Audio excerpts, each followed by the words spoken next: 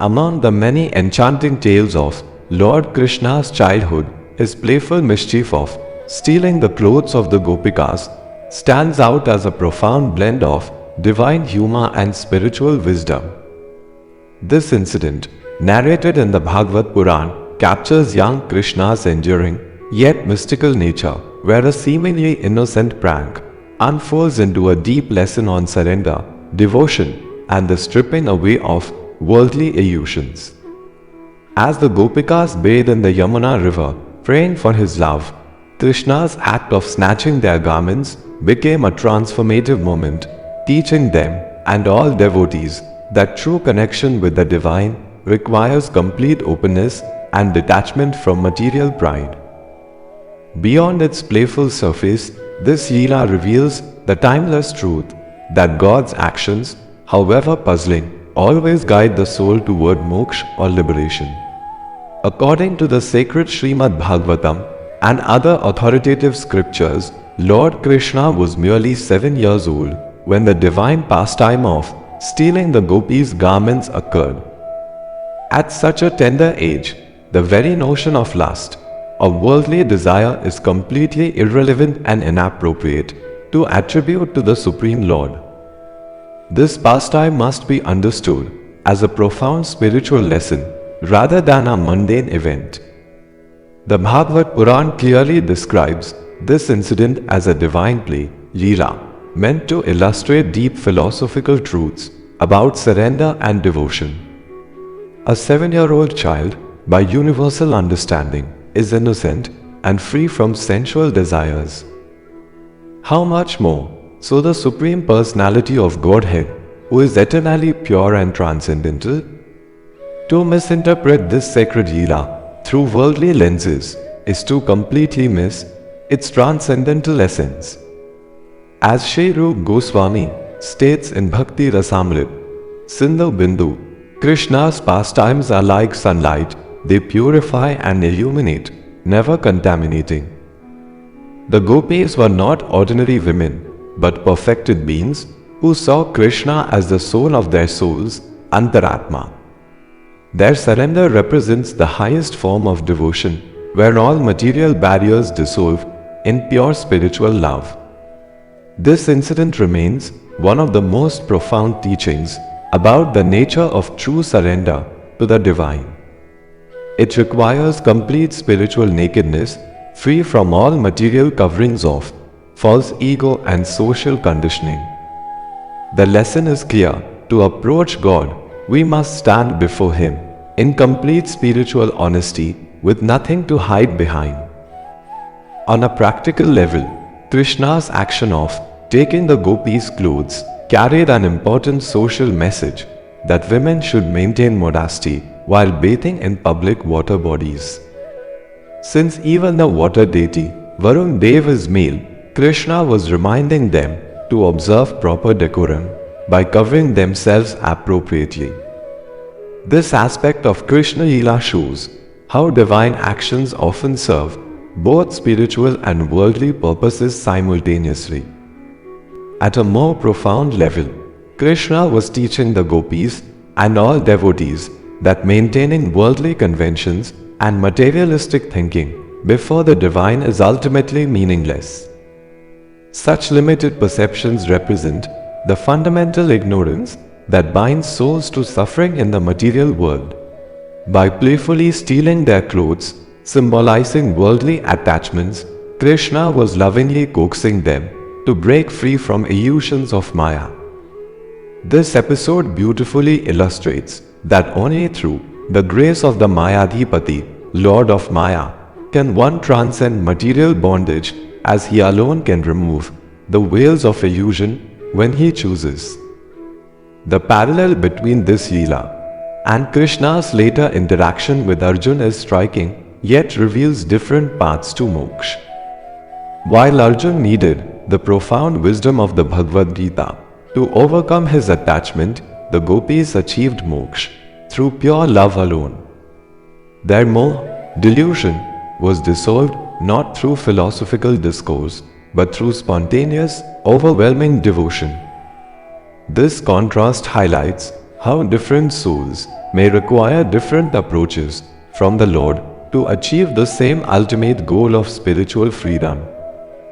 The Gopis' attainment represents the highest form of surrender, where intellectual understanding becomes a necessity in the face of complete loving devotion.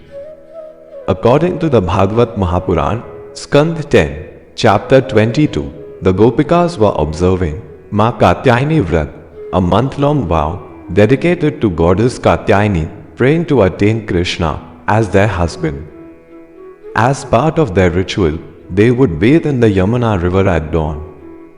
One day, while they were immersed in the water, Krishna climbed a nearby kadam tree, took their clothes, and refused to return them unless they came out of the river, and asked for them with folded hands. Initially hesitant due to modesty, the Gopikas eventually surrendered to Krishna's will, realizing that their devotion to him was more important than societal norms. Pleased with their surrender, Krishna returned their garments and taught them the essence of true bhakti, devotion. This incident holds deep symbolic significance. The Gopikas represent the individual souls, Jivatma, while their clothes symbolize material attachments, Maya. By taking away their garments, Krishna strips them of their worldly identities, forcing them to confront their true spiritual selves.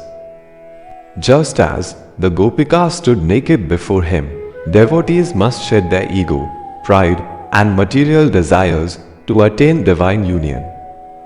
The act signifies the necessity of complete surrender, prapatti or atma-samarpan, to God, where one must abandon all fears, shame, and societal judgments to embrace pure devotion.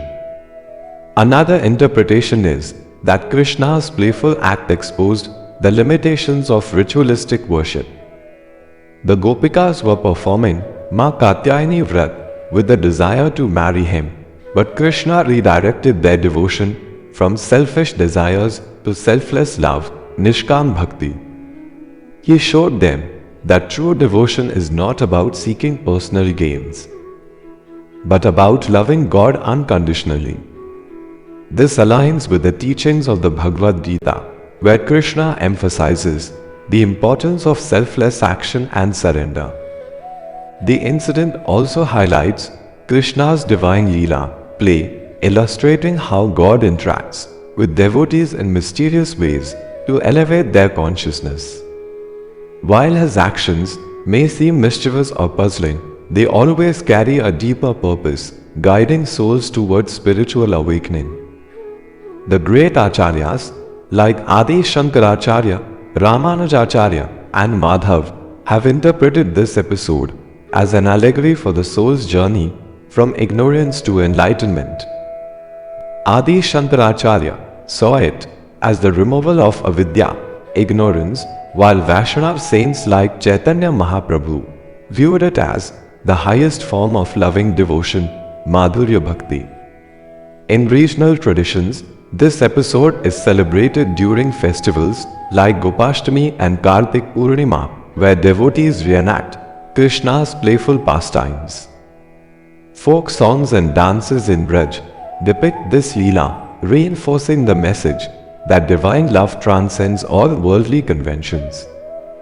The story remains a timeless lesson in spirituality, teaching that true devotion requires complete surrender, detachment from materialism, and unwavering faith in the divine will.